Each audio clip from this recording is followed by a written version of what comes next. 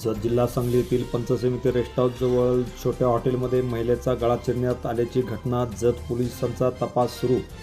जत जिल्हा सांगली येथील पंचसमिती जवळच एक छोटे हॉटेल होते. या छोट्या हॉटेलमध्ये आज सायंकाळी 4:30 वाजता एका अज्ञाताने महिलेचा गळा चिरल्याची घटना घडली असून या ठिकाणी तातडीने जत पोलीस दाखल झाले असून महिलेला मिरज येथील शासकीय रुग्णालयात पाठवण्यात आले आहे.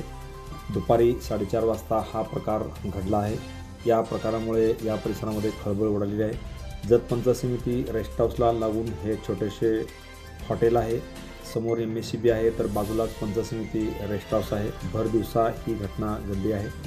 इथूनच जत येथील RR कॉलेजला जाण्यासाठी हा रस्ता आहे आणि या ठिकाणी हा प्रकार घडलेला असून संगीता धोडमणी असे या महिलेचे नाव आहे.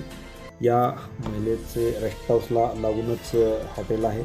या ठिकाणी कांदा कापत असताना त्याच चाकूने तिचा गळा चिरण्यात आल्याची चर्चा या परिसरामध्ये असून त्या महिलेला तातडीने मिरज येथील सिव्हिल हॉस्पिटलला पाठवण्यात आलेलं आहे.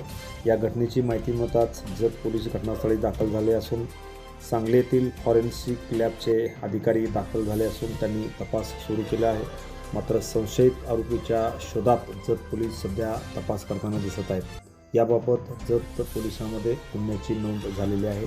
या घटनेमुळे मात्र या परिसरामध्ये एकच खळबळ उडालेली आहे. Press the bell icon on the YouTube and never miss another update.